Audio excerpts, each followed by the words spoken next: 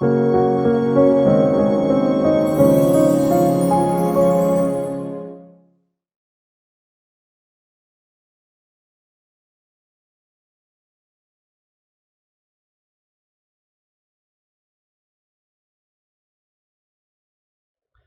vamos fazer a leitura no livro do profeta Miqueias, no capítulo 1, versículos do 1 ao 5, que diz assim: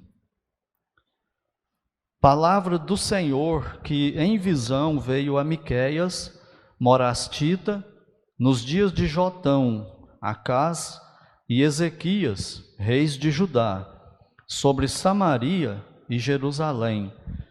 Ouvi todos os povos, prestai atenção, ó terra, e tudo o que ela contém, e seja o Senhor Deus testemunha contra vós outros, o Senhor desde o seu santo templo. Porque eis que o Senhor sai do seu lugar e desce, e anda sobre os altos da terra. Os montes debaixo dele se derretem, os vales se fendem, são como a cera diante do fogo, como as águas que se precipitam no abismo. Tudo isto por causa da transgressão de Jacó e dos pecados da casa de Israel. Qual é a transgressão de Jacó? Não é Samaria? E quais os altos de Judá? Não é Jerusalém? Oremos. Pai Santo, bendito Deus, no nome do Senhor Jesus, nós voltamos mais uma vez em Tua presença em oração. Gratos ao Senhor por tantas bênçãos que o Senhor já nos tem dado desde a nossa salvação. E agora, Pai, o Senhor nos concede mais essa de estarmos na Tua presença, cultuando em espírito e em verdade, em comunhão uns com os outros e com aqueles que nos acompanham também pela internet. E, Pai bendito, nós Te agradecemos porque o Senhor sempre nos aceita nesse momento de culto, e nós sabemos que é por causa do Teu Filho bendito, e é por causa dele que estamos aqui também, e agora com a Tua palavra aberta, e reconhecendo a nossa limitação em relação a ela, e pedindo ao Senhor que o Senhor venha e fale conosco através dela. Espírito Santo bendito, inspirador das sagradas Escrituras, que o Senhor agora nos ilumine e que a Tua palavra venha fazer sentido, que nós possamos entendê-la e recebê-la como autoridade máxima e final sobre nós. Que assim o Senhor nos ensine a respeito da Tua história com o povo de Israel e conosco agora, como igreja do Senhor aqui neste mundo. Assim nós oramos no nome santo do Senhor Jesus Cristo. Amém. Podeis assentar-se? Deus forma o seu tribunal. Nós vimos que, já temos visto, aqui que Deus chama Abraão, entra em aliança com Abraão e faz inúmeras promessas para ele, que agora Deus iria mudar o plano dele. O plano dele agora ia incluir uma nação aqui na terra. E essa nação seria formada através de Abraão e seus descendentes, e através deles agora Deus vai se revelar de uma forma mais profunda, Ele vai meio que abrir o leque em relação ao plano dele aqui para a história nossa, que na verdade é a história dele. Israel começa bem com Deus, mas com o tempo ele se afasta. Vem o reino, Deus promete o reino para Davi, e começa então a governar a sua nação com a forma que só existe para a nação de Israel, é uma teocracia, é Deus governando, através dos sacerdotes e dos profetas de Davi, e dos reis de Israel. Então esse era o plano de Deus. Porém, quando a nação de Israel fica forte, rica com o rei Davi, conquista as nações ao redor, quase conquista toda a terra prometida, que nós encontramos lá no livro de Josué, as medidas geográficas dela. Aquilo lá só vai ter de fato quando tiver o reino de Cristo aqui na terra, né? É que Israel vai ter mesmo aquela terra prometida, toda ela, como Deus prometeu. E por causa dessa prosperidade de governo, riqueza da nação, iminência dela, né, a superioridade dela, os reis de Israel, o povo, aliás, vai se orgulhando disso e vão se afastando de Deus. E esse é um problema para nós, né? Essas coisas geralmente funcionam para nós, povo de Deus hoje, como negativo, assim como foi Israel também. Quais são as coisas? Riqueza, poder e domínio. Então essas coisas são fatais para nós, se a gente não cuidar disso. E quando Israel ficou rico, com poder e aparecendo para as outras nações, ele se orgulhou e se afastou de Deus e criou ídolos para ele. Então nós vimos que no reino do norte, Jeroboão fez os 2 bezerros de ouro e associou aqueles bezerros com o Deus que tirou Israel do Egito, e ainda mandou construir nos montes de Israel altares com deuses pagãos. E Judá não fez isso tão descaradamente assim. Eles mantiveram o templo, mantiveram o culto, os sacrifícios lá, mas no coração deles também eles estavam longe de Deus e ainda às escondidas iam nos altos ao redor de Jerusalém e adoravam deuses também. Então isso aí foi chamando a ira de Deus, né, sobre eles. O povo começa a ficar independente por causa desse orgulho, poder e prosperidade, independente de Deus. E aí a nação começa a querer andar por conta própria. 232 anos, Deus fica enviando profetas e chamando o povo ao arrependimento. E o povo não se arrepende. E um desses profetas é o profeta Miqueias. O nome dele significa quem é como Deus? É uma pergunta. Penso eu que Deus escolheu exatamente esse homem com esse nome para usar esse nome, para mostrar a idolatria, a loucura que é a idolatria. Quem é como Deus? A resposta é óbvia: ninguém e nada. Então por que trocar Deus por qualquer outra pessoa, coisa ou Deus falso? É uma loucura total, né, do ser humano. E então Deus manda Miqueias ir pregar para o povo dele nessa situação.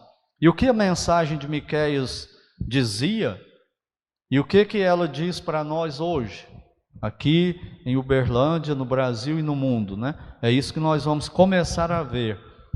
Então, primeiramente, a partir do versículo 2, o versículo 1 nós já consideramos na introdução, mas no versículo 2 a gente vê Deus montando um tribunal. Esses profetas menores, a maioria deles talvez, tem essa ideia de um tribunal. Sempre é assim, Deus forma um tipo de uma ilustração de um tribunal. E aí ele comanda, né, esse tribunal. Nesse tribunal, como a gente vê Deus fazendo essa cena aqui, ele anuncia a disciplina que está por vir. É isso que Deus está dizendo. 232 anos ele chamando Israel ao arrependimento.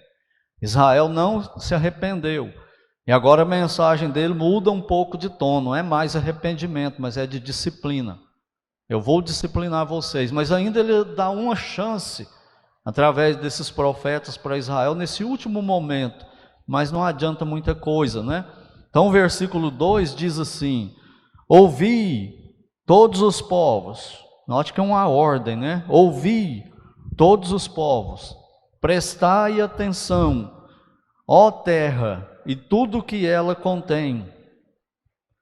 E seja o Senhor Deus testemunha contra vós outros, o Senhor desde o seu santo templo. Então ele monta um tribunal e chama uma testemunha. Quem é a testemunha? O próprio Deus. O próprio Deus é a testemunha. Não precisa de ninguém contar nada para ele. Ele será a testemunha. E quem são os réus? Ele vai apresentar a punição para alguns réus. Quem são eles? Judá, representando aqui no texto pela cidade de Jerusalém, que era a capital do Reino do Sul, Judá e Benjamim, e também Samaria, representando as 10 tribos de Israel, capital do Reino do Norte. Então ele está chamando esses dois grupos aí para serem julgados por ele. E isso a gente vê muito claro aí no versículo 1, no final do versículo. Reis de Judá sobre Samaria e Jerusalém. Então essas duas capitais representando os dois reinos de Israel. Porém, não eram só Judá e Jerusalém que Deus está chamando ao julgamento. Ele está chamando ao julgamento toda a terra, por tabela aqui, né? Isso começa aí no versículo 2, ouvi todos os povos, prestai atenção, ó terra, e tudo que nela contém, tudo que ela contém, está falando do planeta todo, né? Da raça humana toda. Mas olha ainda aí o capítulo 4, Miqueias capítulo 4, versículo 1. Mas nos últimos dias acontecerá que o monte da casa do Senhor será estabelecido no cimo dos montes e se elevará sobre os outeiros, e para ele afluirão os povos. Versículo 3. Ele julgará entre muitos povos e corrigirá nações poderosas e longínquas.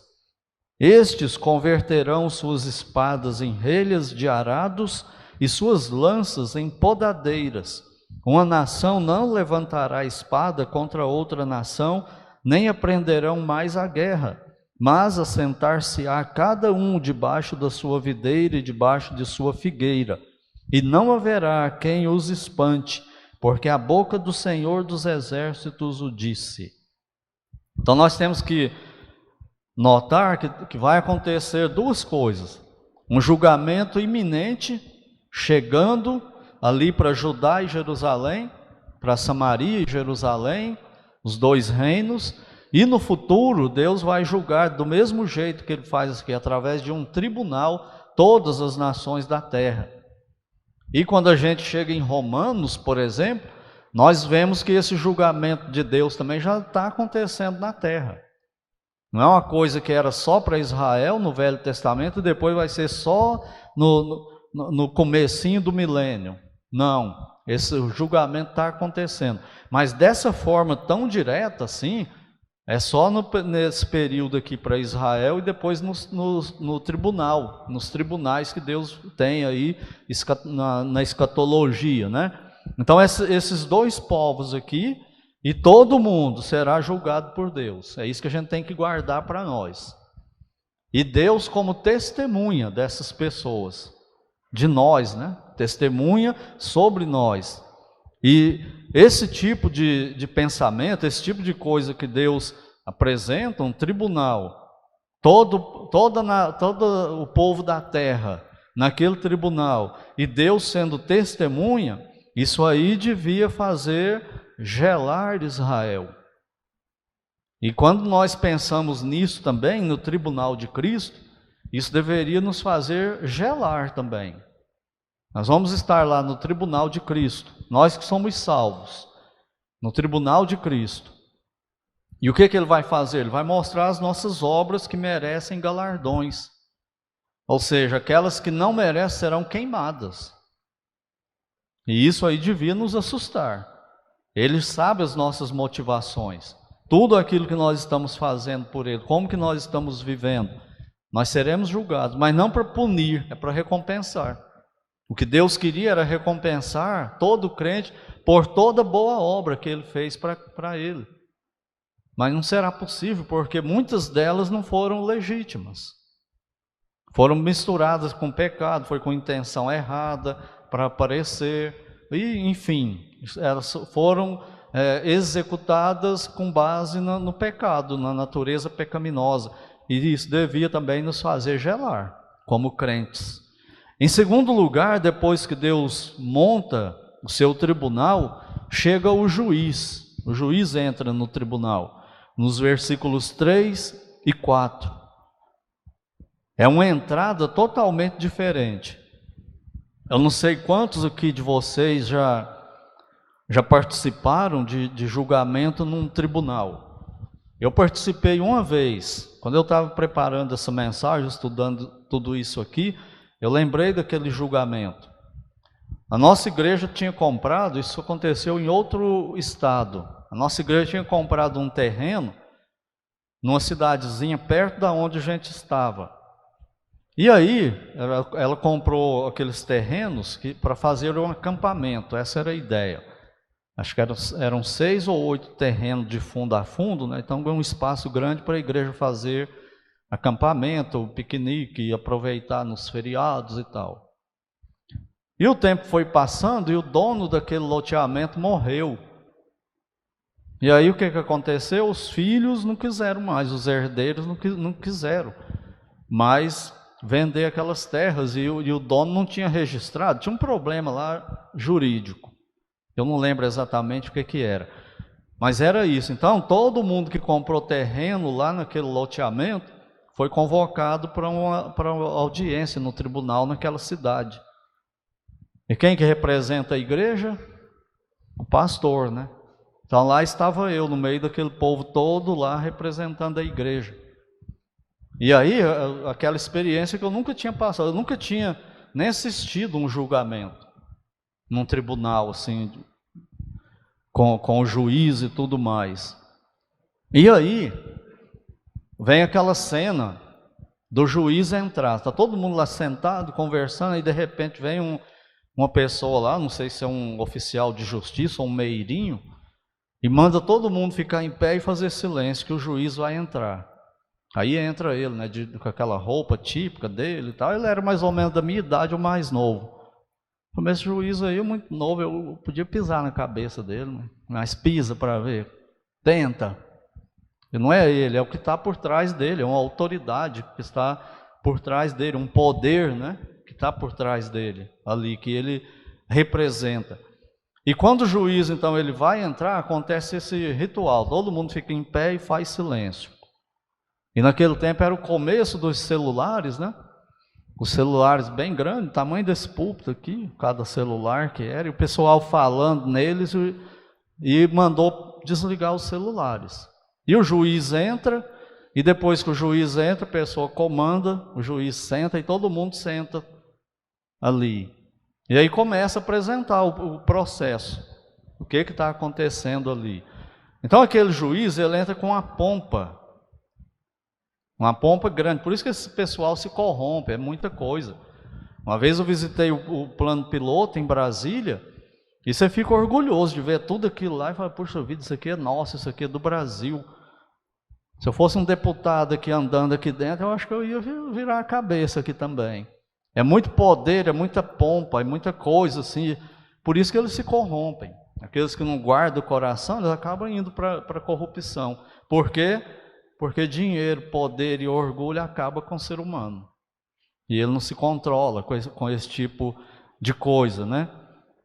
Então essa entrada aqui do juiz é uma entrada que chama muita atenção. Quando fala assim no versículo 3, porque eis que o Senhor sai do seu lugar e desce e anda sobre os altos da terra, essa expressão aqui, sai do seu lugar, significa que ele está saindo com ira, que ele está saindo como não é mais um juiz, mas é um guerreiro invencível, o Deus onipotente que está vindo.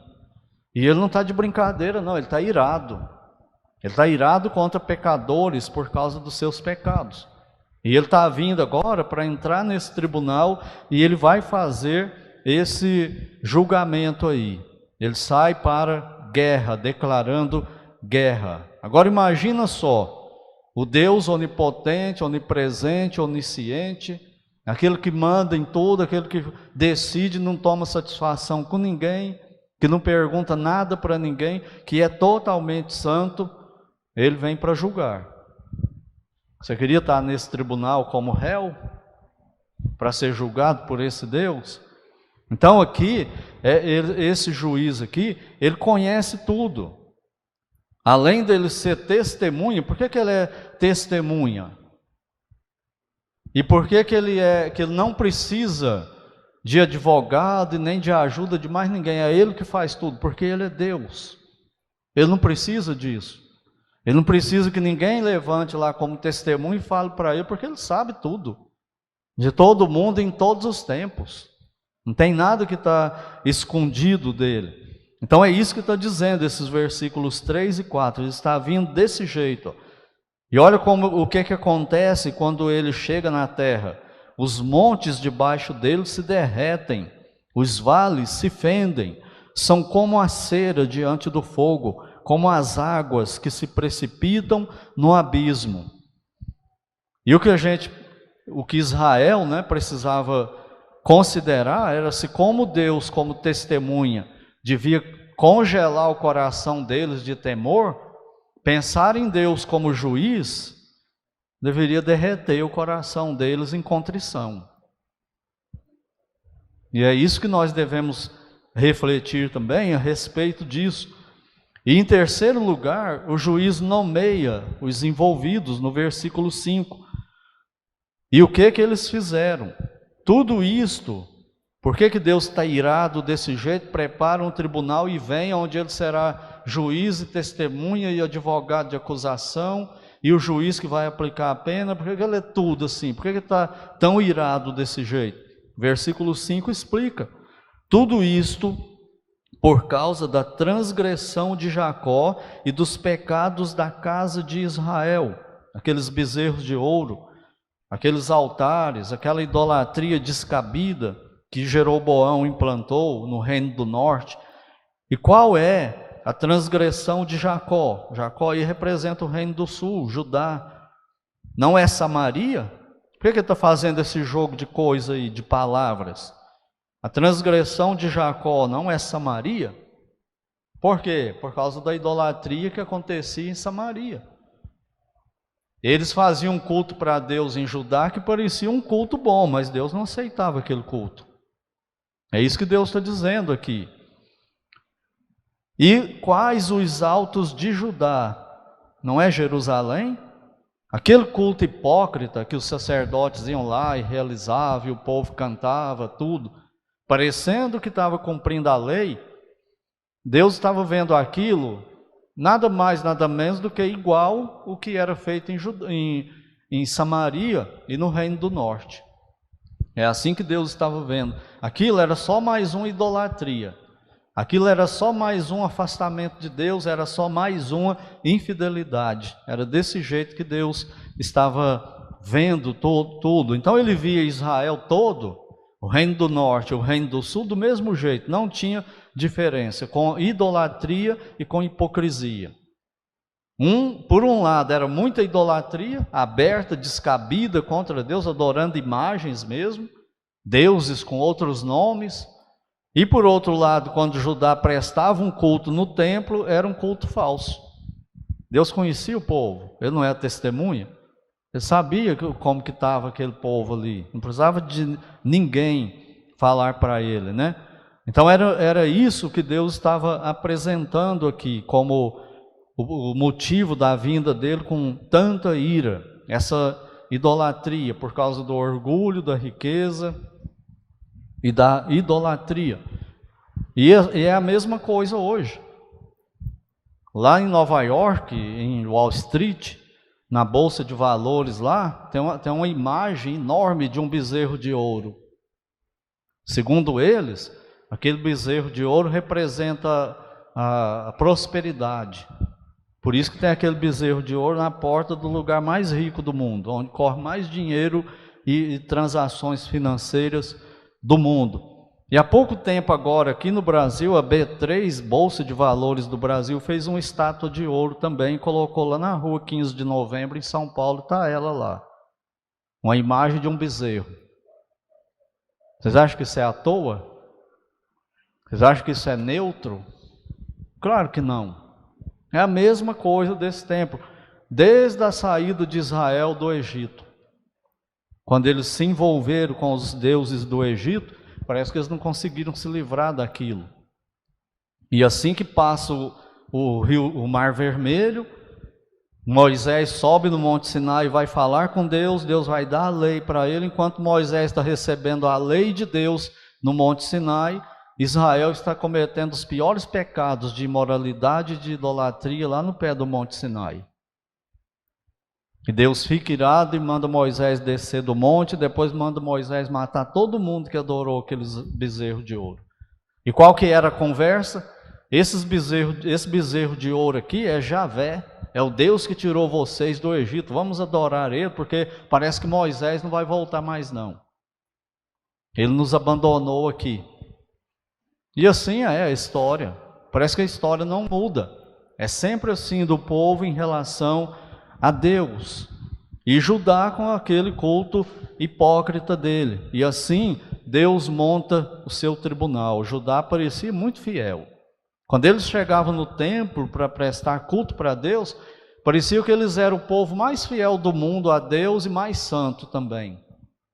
Cantava, falava tudo bonito, não errava na teologia, não errava. Eles pensavam que não erravam, né? Mas Deus não estava aceitando aquele culto. E assim, então, ele monta o seu tribunal e inicia a sessão de julgamento. E depois nós vamos continuar vendo esse julgamento através do livro aqui de Miqueias. As lições para nós aqui desses versículos 1 até o versículo 5. Eu coloquei aqui pelo menos 3 lições objetivas, né, para nossa consideração. Primeira lição é que Deus não admite acréscimos na adoração dele. Jeroboão adicionou coisas para adorar a Deus. Depois Judá copiou e fez a mesma coisa e fez essa adição também. E Deus não aceitou. Nós temos que lembrar o seguinte: Deus define a adoração que tem que ser prestada para Ele, não somos nós. Em lugar nenhum Deus manda a igreja ser criativa para a adoração. Só que isso é difícil, não é? Por quê? Porque nós acabamos acreditando que um culto simples para Deus não é o suficiente. Aí nós queremos inventar coisa e acrescentar isso e acrescentar aquilo, e Deus abomina isso. O objeto principal do culto tem que ser Ele. Não pode ser outras coisas. Não pode ser visitante na igreja, não pode ser nem nós, membros da igreja. O culto não pode ser feito para nós. Não pode ser feito para ser humano. Ele tem que ser prestado para Deus. E para Deus aceitar esse culto em espírito e em verdade, nós temos que vir para a Bíblia e ver como que Ele ordena esses cultos, essa adoração para Ele. Senão esse ajuntamento nosso aqui fica igual aquele de Judá, em Jerusalém, no templo. Deus vai rejeitar, muito parecido com o outro profeta que nós vimos, não é? As mensagens. Então nós precisamos ter cuidado com isso. Para a igreja, Deus define também, não é diferente, é a mesma coisa que era com Israel. Deus define a adoração. Isso virou uma confusão tão grande, a igreja foi apostatando de Deus e virou uma igreja corrompida, que mais tarde virou Igreja Católica Apostólica Romana. Culminou nisso aí. E Deus levanta alguns homens, e depois o Martinho Lutero, e depois Calvino, Zwingli e outros, e chama o povo para o arrependimento de novo, que é a reforma, né? A conhecida reforma. E aí eles tentam levar tudo para a Bíblia de novo. O Lutero nunca quis criar a igreja, nem sair da igreja católica, ele queria colocar a igreja católica bíblica. Mas eles já tinham ido tão longe que não aceitavam mais voltar para a Bíblia, né? Já tinha muita pompa, já tinha muito elitismo na liderança. Então eles não queriam, como o cachorro que não largou o osso, né? Eles não queriam mais. Eles acabaram excluindo o Lutero, né? E aí aconteceu então a reforma. Para nós batistas, não completamente. Mas aconteceu, mas ficou faltando outras coisas ainda nessa reforma aí. Então, no Novo Testamento, Deus define como adorá-lo.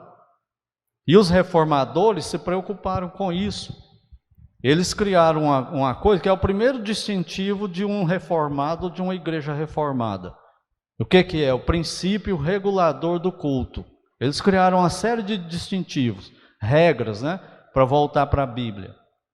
E o que era esse princípio regulador do culto que nós batistas também adotamos? É esse culto simples para Deus, do jeito que Ele manda na Bíblia. O que tem que ter nesse culto? Tem que ter adoração, música boa, que leve os adoradores para Deus. Não é para divertir o povo, não é para o povo achar bonito, não é para o povo ficar se entretendo com aquela música. Não é um show igual é no mundo aí, os cantores fazem. É uma música que tem que levar os adoradores. É como que eles chegam em pé e começam a cantar e vão meditando no que estão cantando e vão se encurvando até se ajoelhar na presença de Deus.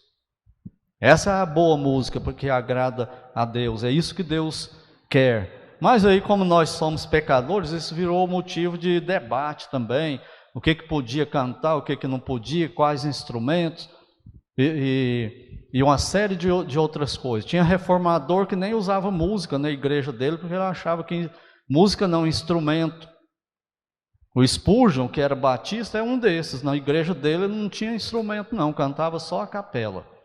Porque ele achava que o instrumento acabava profanando a adoração a Deus. Conforme tudo que faziam, aí ele não aceitava lá no, como chama a igreja dele? O Tabernáculo Metropolitano, em Londres. Não aceitava instrumento. E aí começou a briga, né? Quantos cultos tem que ter por semana? Que hora que é o culto? Como que ele é feito? Isso se arrasta até hoje, não é? E vai virando tradição, a gente aprende um dia e uma hora, uma quantidade de culto. E quando alguém fala assim, vamos mudar isso aqui, não, isso é pecado, e não sei o quê, mas isso vai para a Bíblia e não tem nada disso. A igreja pode adorar a Deus até debaixo de uma árvore, se tiver em perseguição e coisa assim. Mas se ela tiver um local como esse aqui, é muito melhor, não é? Para cumprir o Novo Testamento como igreja local, reunidos como nós, assim. Mas é um culto simples. Deus aceita o culto simples, se for do jeito dele. Se não for do jeito dele, pode ser o melhor lugar do mundo, pode ter a maior pompa, o melhor prédio, pode ser tudo de ouro, e ele não aceita nada daquilo que está ali. Então nós precisamos lembrar disso com relação aos nossos cultos, né? E a liturgia do culto era essas coisas simples aí. Os reformadores, eles só aceitavam no culto alguma coisa que fosse potencializar essas coisas simples. O que tinha que ter? Música cantada para Deus, oração, pregação, batismo e ceia quando era o caso. Só isso, não tinha mais nada. Não tinha dança, não tinha teatro. Leiam o livro do John MacArthur Jr., Com Vergonha do Evangelho. No final do livro, no apêndice, ele tem o Spurgeon contando sobre a época dele. Parece que ele está falando de hoje. Você lê aquele livro e fala, mas isso aqui não é do tempo do Spurgeon, não, isso aqui é do nosso tempo. Mas não, é do tempo do Spurgeon. Então o problema é antigo. O problema não é novo. Então eles não aceitavam teatro, eles não aceitavam coreografia, tudo isso aí já tinha. Por quê? Porque eles pensavam assim, enquanto eu estou pregando aqui, se tiver uma mulher dançando aqui, ou fazendo mímica, coreografia aqui, o que potencializa para entender a pregação? O que faz o povo ir junto com a pregação? Não ajuda nada. Não estou falando de Libras. Libras é uma coisa, até se alguém aí quiser estudar, é bom. Para pregar aqui e transmitir com Libras, né? Junto. Porque pode ter pessoas que não ouvem, que estejam assistindo. Ouvir alguém aqui assim. Então não é disso que ele está falando. Ele está falando de show. Enquanto tem alguém cantando, a congregação está cantando e tem alguém aqui dançando, descendo nos lençóis, assim, O que isso adianta na música? O que potencializa para o adorador? Para causar no adorador aquilo que Deus quer com a música? Nada, só vai atrapalhar. Então eles falavam, não, isso não vai ter. E nós batistas trazemos essa bandeira até hoje. Principalmente nós, depois aí do advento do grupo dos regulares, né? Batista regular. E com relação ao incrédulo visitante na igreja, filhos dos crentes não salvos, tem que o culto bom para Deus, o culto que Deus aceita, tem que incomodar essas pessoas. Não é brigar com elas e ficar com raiva delas, não. É deixar elas mal. Mas como que a gente fala hoje? Sinta-se à vontade entre nós, não é? E Deus está falando, não é para ficar incomodado com a minha palavra. Deus está falando para ele, você está condenado ao inferno, você está debaixo da minha ira. E você vai ficar à vontade? Não, é para incomodar ele. Nesse sentido aí. Não é para tratar ele mal, né? Pôr uns pregos ali, fazer ele sentar em cima do prego, não é isso não. É para tratar bem. Mas o culto tem que incomodar ele.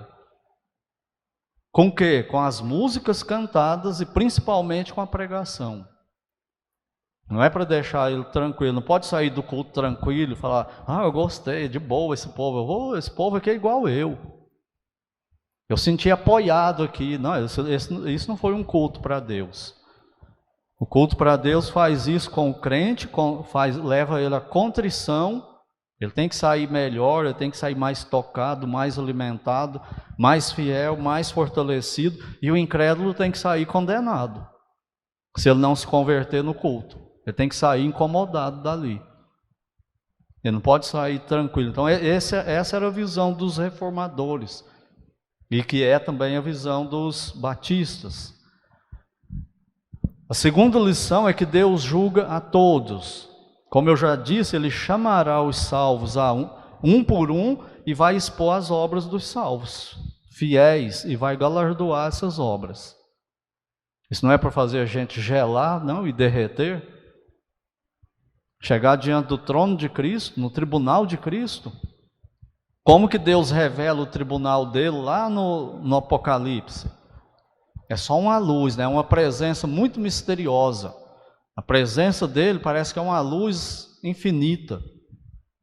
Que o planeta e o universo fogem da presença dele. E a palavra lá para foge é voar com medo. Já viu quando tem um pássaro assentado e você corre para ele, o que ele faz? Ele voa para fugir da gente. Esse é o verbo lá. O universo quer fugir da presença dele, mas não tem jeito. E é só aquela luz, né? O que está por trás daquela luz? Eu lembro quando eu era criança, meu pai tinha uma caminhonete, um dia a gente foi não sei aonde fazer não sei o quê, mas eu lembro da cena de abrir as porteiras. Por quê? Porque eu morria de medo, de noite, sem lua. Ele falava para mim, Edinho, abre as porteiras para mim. Rapaz, eu estou de brincation comigo, eu vou pular nesse escuro no meio do mato aqui. A hora de eu sair, ele tinha uma caminhonete, a hora de eu sair da caminhonete, que a porta para mim tinha 3 metros de altura, eu era menino, tinha uns 10 anos. E naquele escuridão, aquelas histórias de assombração, não sei o que, em cima da porteira, eu falei, agora pronto. Mas quando eu chegava na luz, aí era bom. Aí quando eu abria a porteira e ele passava, era um terror para fechar aquela porteira. Mas quando eu ficava em frente da luz, eu gostava de fazer isso. Na hora que eu ia abrir a porteira, eu parava e ficava olhando para o farol. Sabe o que eu via? Nada, só a luz. O que estava por trás? A caminhonete. Mas se eu não soubesse que tinha, eu não tinha como eu saber o que era. Essa é a ideia do tribunal de Deus, aquela luz assim, infinita, que revela tudo. E você olha para aquela luz, você só vê a luz, e a luz revela a sua alma. Revela todos os seus pecados, todos os seus pensamentos.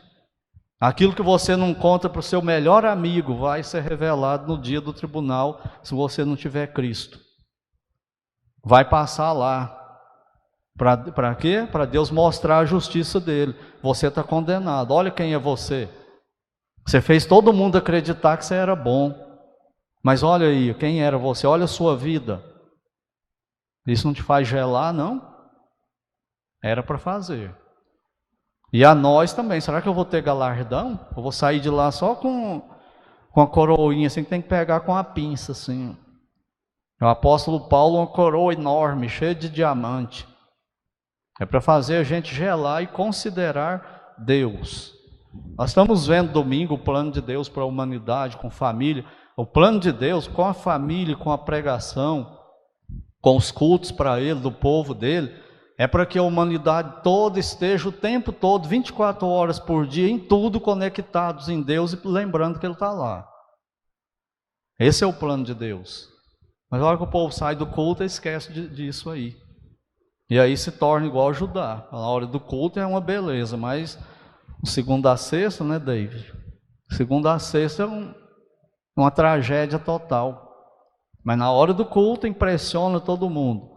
E por último, saber desses julgamentos aí deveria fazer o crente mais fiel e mais santo e o não salvo buscar a salvação pela fé em Cristo, porque não há outro meio de salvação. É para mexer conosco, o culto verdadeiro a Deus. E se você não tem Cristo como seu Salvador, a mensagem de Deus na Bíblia para você é: você não precisa fazer mais nada. Você já está condenado por Ele ao inferno eterno. Bastou nascer como filhos de Adão e Eva, você já está condenado. Por isso que Cristo fala: eu não vim condenar o mundo, eu vim salvar. Ó, tá vendo? Cristo não veio condenar, como Ele é bonzinho. Ele não veio condenar porque o mundo já está condenado. Deus já decretou. E o meio de salvação é o Filho dele. O Filho dele veio para salvar. O mundo já está perdido, já está condenado. E se você não tem Cristo, você está também. Então considere isso seriamente. E se você não tem Cristo, corra para Ele, clame a Ele por salvação e Ele salva. Ele perdoa qualquer pessoa de qualquer pecado, em qualquer lugar. E nós, salvos, consideremos a nossa vida com Ele. Ele está aceitando o meu culto? Ele está me aceitando? Se você prestar atenção na história de Abel e Caim, tem uma coisa lá que é determinante. Deus fala assim que Deus se agradou da oferta de Abel e não se agradou da oferta de Caim, não é? Não. Está escrito lá assim: Deus não se agradou de Caim e se agradou de Abel. Não é a oferta, é quem oferece a oferta. Será que Ele está me aceitando? Será que Ele está nos aceitando? Então que Deus nos ajude e que nós consideremos essas questões todas e o tribunal de Deus. Oremos. Pai santo e bendito Deus, é no nome santo do Senhor Jesus Cristo que voltamos em oração na Tua presença. Na verdade, nós continuamos na Tua presença, apenas mudamos agora a forma para a oração. E agradecemos, Pai, pela Tua palavra. Te agradecemos por toda exortação do Senhor para nós que está nela, tanto ao povo do Senhor, quanto àqueles que ainda não é povo do Senhor. E o Senhor chama ao arrependimento. O Senhor motiva os teus filhos e filhas, o Senhor alerta, porque o Senhor nos ama e nós sabemos disso, e o Senhor nos quer perto do Senhor, e o Senhor quer e tem prazer em nos abençoar, mas com pecado, com infidelidade, o Senhor não fará isso. Então nós te agradecemos e te pedimos que o Senhor nos ajude a entender isso no nosso coração e não ficarmos com raiva do Senhor, rejeitando a Tua palavra. E aqueles que ainda não têm Cristo como Salvador, que o Senhor se compadeça deles, assim como um dia o Senhor se compadeceu de nós e nos levou a Cristo, que assim o Senhor faça com eles também. Tanto os que porventura estejam aqui, quanto os que nos acompanham pela internet. Leve-os a Cristo e que eles se prostrem diante dele e se rendam a Ele como Senhor Salvador, para a honra e glória do Senhor para o bem deles e para a alegria nossa. Pedimos que o Senhor nos leve de volta debaixo da tua proteção, nos conduzindo na tua vontade e nos protegendo e abençoando, e também por graça e misericórdia aos familiares de cada um aqui e daqueles também que nos acompanham pela internet. É a nossa oração com gratidão, no nome santo do Senhor Jesus Cristo. Amém.